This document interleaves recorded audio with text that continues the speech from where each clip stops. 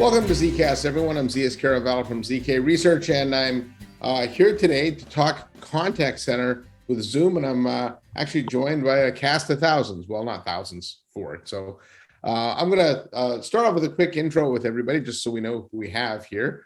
I'm joined today by Scott Brown, head of Zoom Contact Center. Scott, why don't you say hi? Hey, Z, thanks so much. And yes, sir, we're showing up in force. Yeah. Glad to be here. So thank you.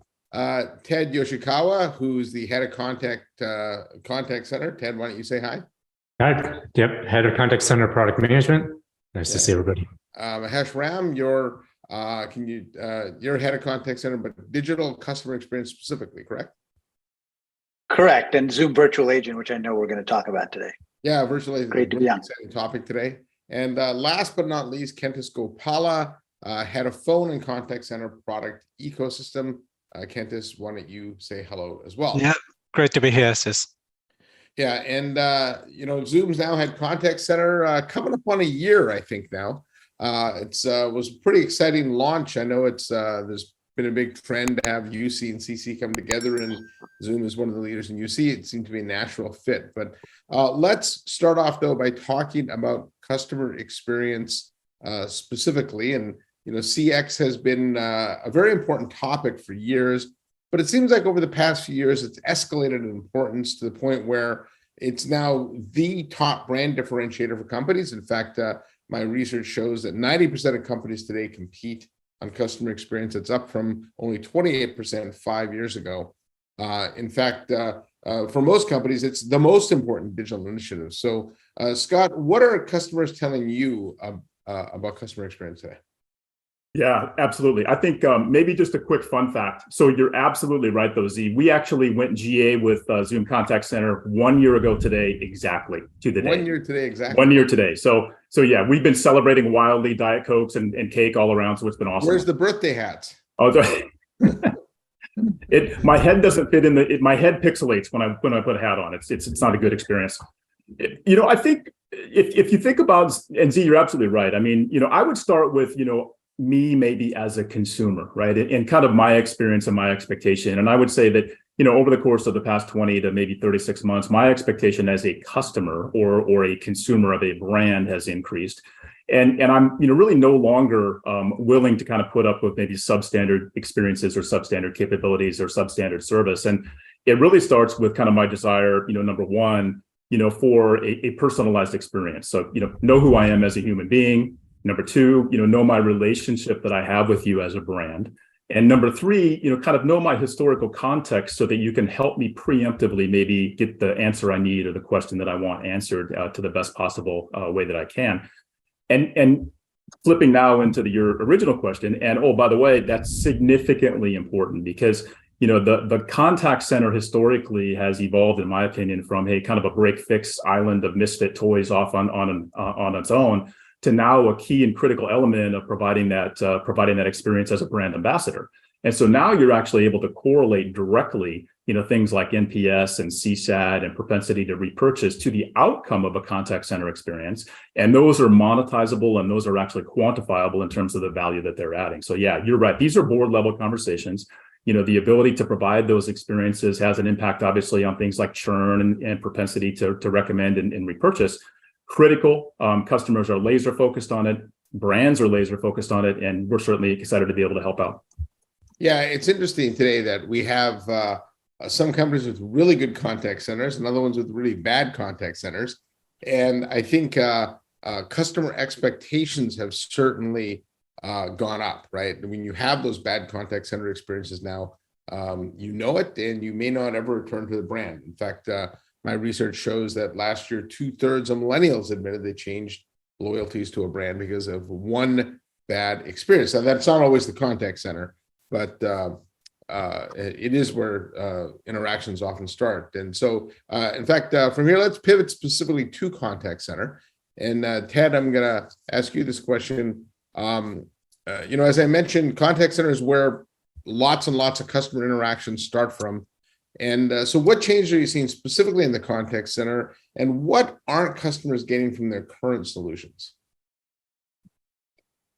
So I'm going to actually jump in ahead of Ted Okay. and talk a little bit, because I actually think customer experience starts not at the contact center, but at the actual moment when consumers begin their interactions with brands. So if you think about what those points of interaction are, they're changing: chat, web, mobile, social. They're all fast growing points of engagement for consumers and users with businesses. But what I think is even more interesting is what users are starting to expect in these interactions. So we did a survey, Zoom commissioned a survey from Morning Consult, and over half of the consumers said they would switch to a competitor after only 1 or 2 negative support experiences. So their bar for switching is being set by those experiences. But what we also found in the survey was that users are very willing. In fact, they want experiences that blend AI and human agents in the best way possible. 80% of users who interacted with a chatbot had very positive experiences. And even more interesting was that 72% of that power users of chatbots were 72% more likely to write a positive review about the company. Now, the data aside, I think what it tells you is very simple, right? Users want you to value their time. They want brands to value their time. They want a personalized, low friction journey that blends AI, but also puts human agents right in the mix. They want it to be effortless, but in the past, they didn't get this. So you asked the question, what didn't they get?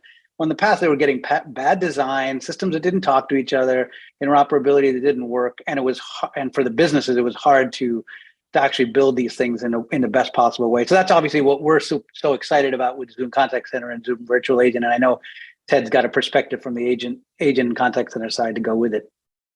Yeah, absolutely. What we observe and see is that agent jobs are getting more complex. They're being required to handle higher value, more complicated interactions, requiring them to gain higher levels of skills and knowledge. And their work stress is increasing, and it's hard to retain good employees. So our customers, what we're seeing is they need their agents to have one pane of glass. They're asking us to provide a solution where their agents are empowered with the right context, presented with the right information at the right time, and the ability to take the necessary actions to be the expert that resolves their customers' problems as quickly and efficiently as possible. They want to be able to do it so their agents can do it, be more productive, efficient, and with less stress. Yeah, and in fact, I'm glad you brought up the role of the agent, because all this automation and AI and virtual chatbots and stuff may lend you to believe that the agent is going away. But in fact, I actually think it's the opposite. The agent has never been more important, because while we start interactions through some digital mean, eventually we want to flip to a person and talk to them. And at that moment, the agent better be well informed, be able to solve the problems. And so now I know one of the unique attributes of Zoom is you were born in the cloud, right? And over the last few years, we've seen this massive migration of contact centers, both small and mid-market, even some large enterprises migrating their contact centers to the cloud. Many people thought that was associated with the work from home trend that we saw through the pandemic, but in fact, I think this shift had started before that. And so, Kentis, what are you seeing from cloud adoption, and where are large enterprises with this?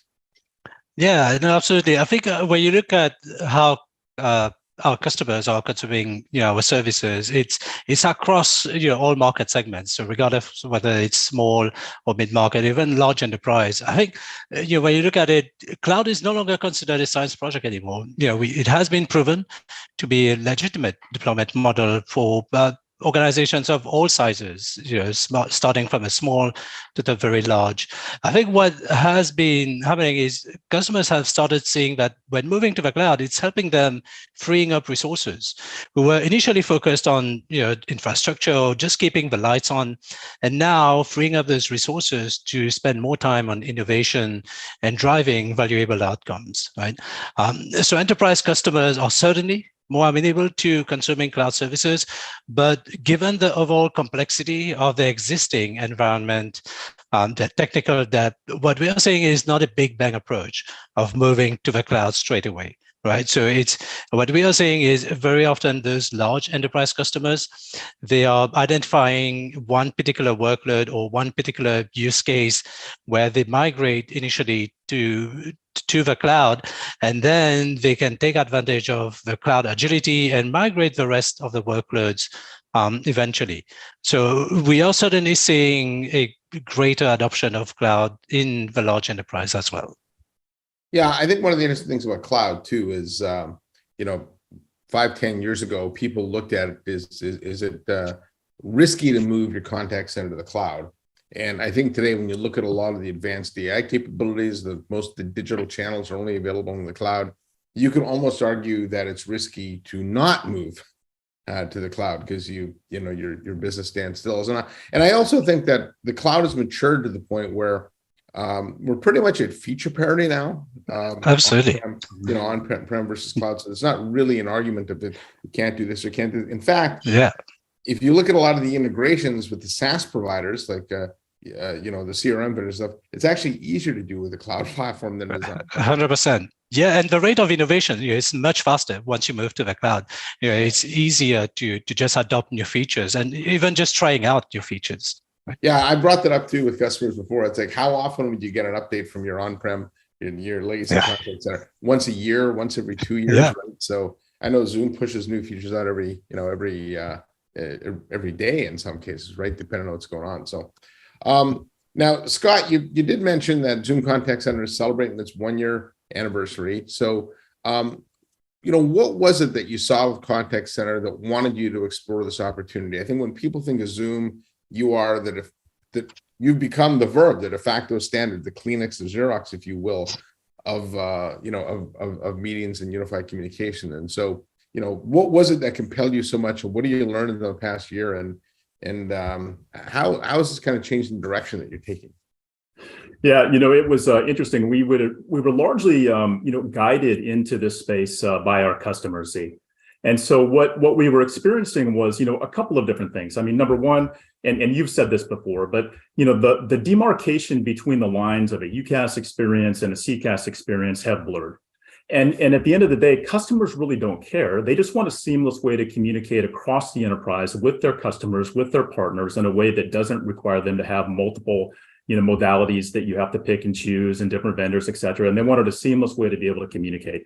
That was probably number one. Number two was, the video workload becoming mainstream over the course of the past 30 months. Customers are much more akin and much more open to a video use case, a video experience, and baking that into, a contact center as we have as a first-class citizen of a modality, was what customers were also asking for. And then finally, and you kind of mentioned this, how do we actually draft behind the elegant simplicity of a Zoom meetings experience and replicate that same level of simplicity in a contact center experience, which historically has been a bit clunky, a bit analog, and super complex? Yeah, and Kentis, do you have anything to add to that? Yeah, just to add to that, when you look at the evolution of Zoom, we started, to Scott's point, we started with meetings, then we had a team chat. In 2019, we launched Zoom Phone, and these products were helping our users communicate and collaborate internally in a very simple way, and that's what Zoom is known for. We're known for taking complex technology, simplifying it for our users. So to Scott's point, several of our customers found that ease of use and simplicity liberating, but at the same time, we did not have that same experience with their contact center solutions. As all of us know, contact center solutions can be very complex, difficult to maintain, and expensive. So based on what customers were asking for, we decided to build a contact center offering natively as part of the Zoom platform. And so now we just celebrated our 1-year anniversary of that. Yeah, and there's lots of CCaaS solutions on the market today, that being contact center as a service. So you've rolled this out. Looks like you've had some success with it. So outside of ease of use, can you go into a little more detail? Maybe Ted and then Mahesh, you with virtual agent, of what's really unique about this from a product perspective. Yeah, I'll go first. So as you mentioned, Zoom is known for ease of use, and we designed and built the contact center with the same principles. It's built from the ground up and utilizes our own technology that we fully control, not any bolt-on technology. The same technology, the client administration portal that our customers already love and rely on today. So we provide voice, chat, SMS, and of course, video. And so for video, our video solution is designed to meet the needs for high-value omnichannel engagements. You can start from chat, SMS, or voice and upgrade intuitively to a video engagement.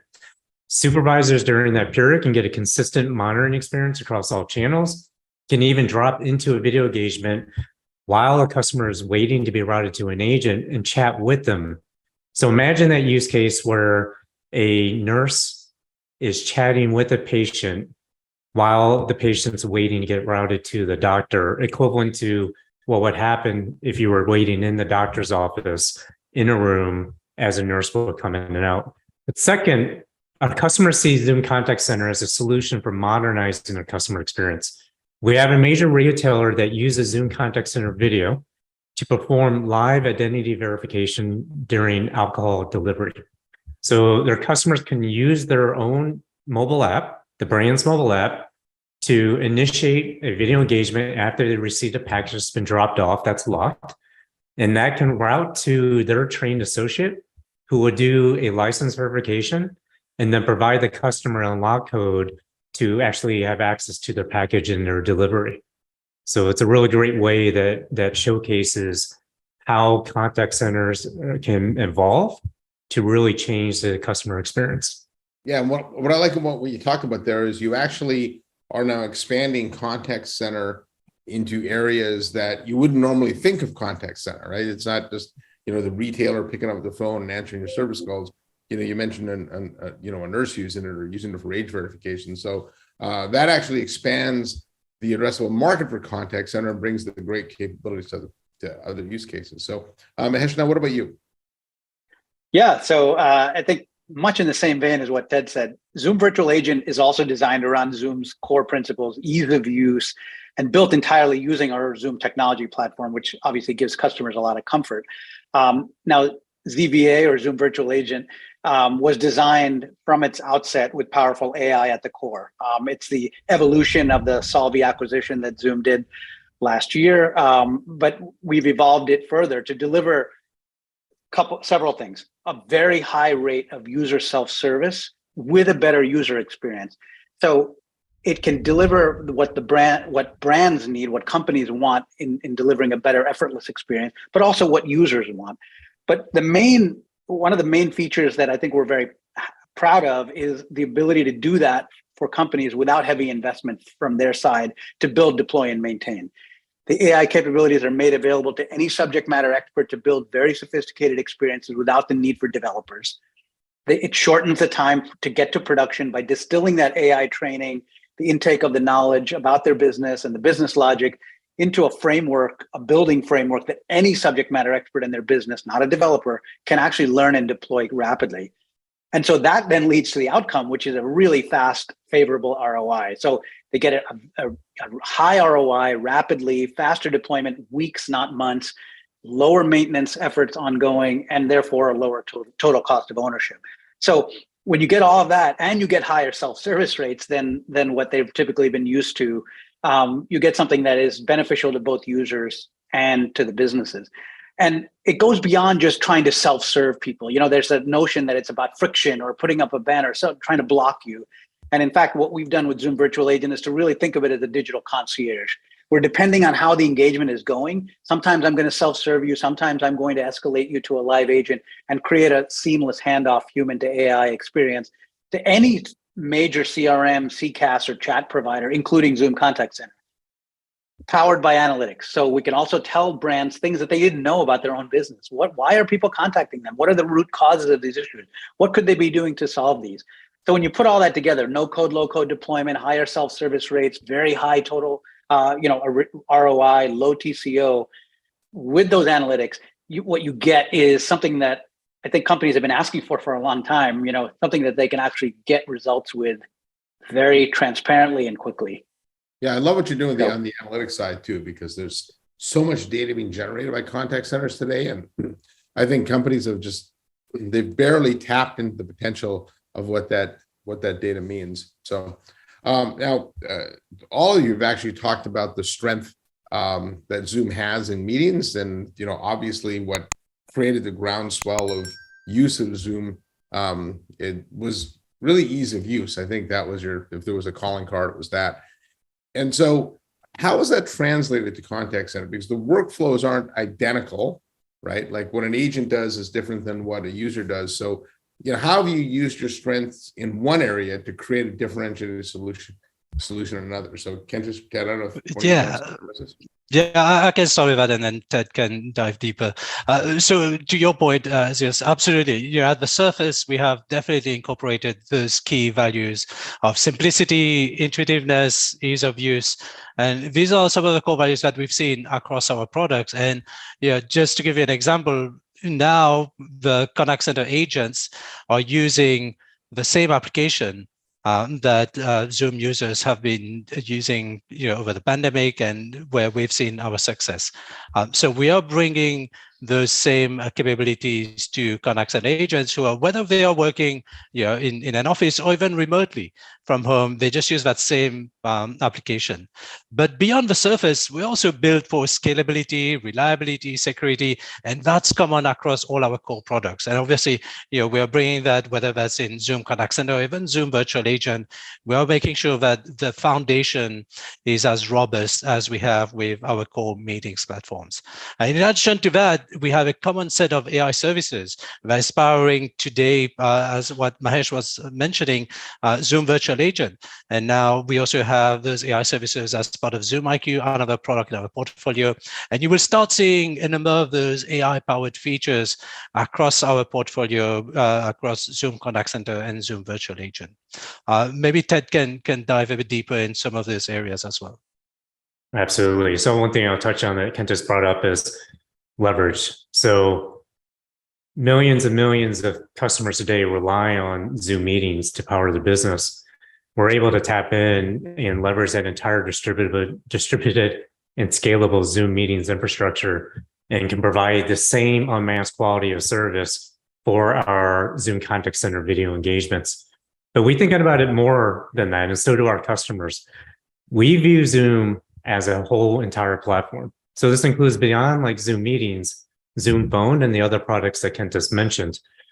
And so, for example, with Zoom Phone, our contact center product integrates very deeply with it so that agents can look up their back office specialists when they need to transfer calls to them, see their presence seamlessly, and be able to transfer it to them, all being on net, making it super easy and cost effective for our customers. And we're able to share our technology to innovate rapidly. An example of that is providing real-time live transcriptions in our Zoom Contact Center voice and video engagements, similar to how our Zoom Phone and Zoom meetings do today. All right, thanks. Now, so is Zoom Contact Center then, is it specifically designed for Zoom customers, or is this something that anyone can use? Yeah, Z, the short answer is, we do not tie it to an existing Zoom relationship at all. So, the luscious goodness of the contact center needs to be experienced by everybody, whether you're a current Zoom customer or not. Yeah, and with Zoom Virtual Agent, we doubled down on that, right? Customers can purchase it as a completely standalone solution. It doesn't require the purchase of any other Zoom product, including Zoom Contact Center. Now, obviously, we interoperate with other CCaaS and CRM providers that the customer may have in place. It's consistent with Zoom's philosophy. Let the customer make the decision about what's right for them. Now, when they do purchase Zoom Contact Center and Zoom Virtual Agent together, of course, there are lots of advantages that we elaborated on earlier, and that will be a better together solution, but we don't force the customer down the path. So I think that's really what customers have told us repeatedly they really appreciate. Zoom's not forcing this down, they're letting them choose. Yeah, so Scott, given that, what would be the sweet spot? I'm sure any customer can use Zoom Contact Center, but when you think of the low-hanging fruit for Zoom, who are the customers that would benefit most right now from Zoom Contact Center? Yeah, it's from a data context, and then I'll answer your question directly. In our first year, we've celebrated onboarding, about 350 customers around the world. We're learning a lot every day. And it's really a good representation of segment, Z. So we don't, if I look at just kind of how it breaks down from a revenue attribution perspective, we're about 51% in what we would consider our enterprise or upmarket customers, good distribution across segments and sectors. And the initial, kind of strategy was, look, we do have, a loyal and a captive install base. Let's start there. And let's, kind of go into a motion where we're introducing contact center and we're, upselling into our existing base. I would say that 90% of our year one engagements were upselling into our existing base, as you can imagine. 10% were net new customers to Zoom. I think the interesting thing, though, that at least I didn't envision was those 10% of new customers actually comprised in our last quarter over 40% of our revenue. Wow. So you have this interesting kind of parallel between, yes, we have an install base, customers love Zoom. Let's make sure they have an opportunity to take advantage of a broader experience with Zoom. Now to your question around, what makes a great experience and a great customer, I would say it's much more so around, customer willingness to help, reinvent what an end customer perspective could or should be. And to your point, and you nailed it in your first question about, hey, customer experience and CX overall is getting board level visibility, board level criticality in terms of investments and how we're differentiating or how customers are differentiating themselves. That's where we actually can come in and work with the customer and really, help them free their minds, right? It's really about creating those new experiences and not being bound to the, 713 discrete functions or features that they have on their, capability today. That's not what it's about. We'll have that conversation, but that's not really where we start. Free your mind. What can we do together? What can we create? And how can we develop those experiences to make their end customers' experience more meaningful, more beneficial, and more productive? Yeah, the communication space went through that for a while. I remember in the early days of voice over IP and cloud voice, it's like you didn't have the 855 PBX features. And I think what most customers found is they didn't need them, right? So, I think we'll see a similar transformation here. So for last question, I do want to get a bit into roadmap, right? So you are a year into the product, so I'm sure there's still a lot more roadmap to go. And I'll hit up Ted, then Kentis, then Mahesh. So, Ted, from your area, what can customers look for in the future? Yeah, so there's a lot that our customers are asking us to solve for, but I'll focus on three things. We'll be expanding to support social and email and channels, in addition to the rest of our current channels that we provide. We'll be expanding globally.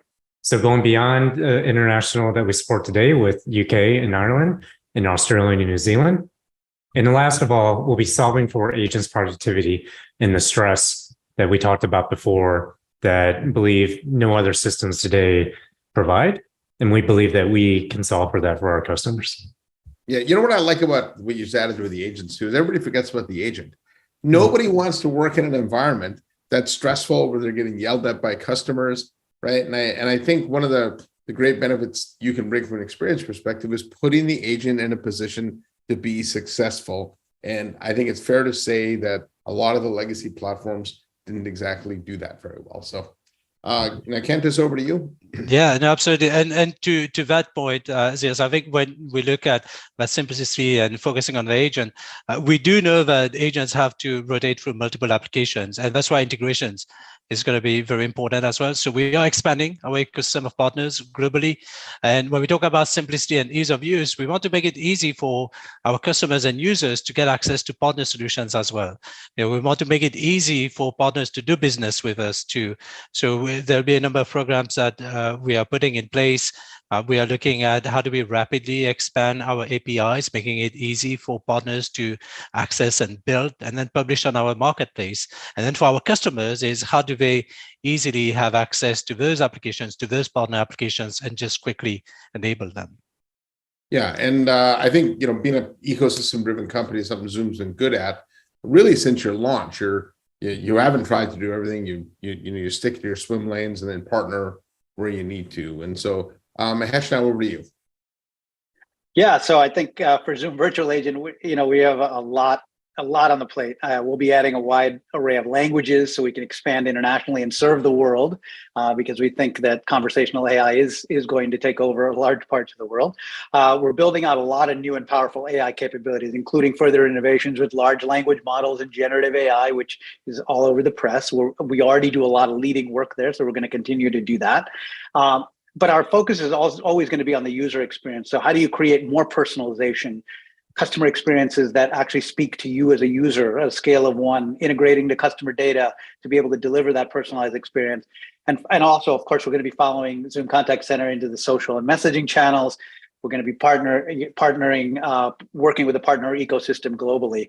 So I think there's a lot on the plate, and that's just a short snapshot of it, but we, as a group, I think as a team, we're just incredibly proud of what we've accomplished this last year. And I think we've really become significant players in this industry. We're excited about it.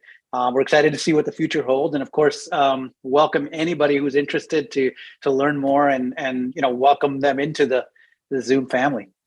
Yeah, I'm excited about having Zoom in the contact center. I think when you first jumped into the meeting space, I think a lot of people thought, why are you jumping into meetings? There's no room for innovation left. But lo and behold, there's a lot of room for innovation. And I think even in the contact center space, there was a bit of feeling that the market had kind of run its course and there wasn't a lot of innovation coming. But I think in the areas of digital channels, you mentioned AI. I think AI is going to be perhaps the biggest change agent for this industry, maybe ever. And so, you did invite people to take a look at the product. Scott, if somebody wants to take a look at Zoom Contact Center, what's the link they should go to? And I'll make sure I include that in the description below. Oh yeah, we'll drop it right in there. It's zoom.com and it's right on the contact center landing page. And that'll actually take you to a Zoom virtual agent contact center, and we'll actually make sure that we get the link out for sure. Yeah, and then also make sure I include a link to the study that you mentioned as well. So look in the description below for that. So anyways, on behalf of Scott, Kentis, Mahesh, and Ted, thank you all for joining me to talk contact center. Perhaps we can do this again when Zoom Contact Center turns 2. So on behalf of the Zoom folks, I'm Zias Caravallo from ZK Research saying thanks for watching. Don't forget to hit the subscribe button, and I'll see you next time on another episode of ZKast.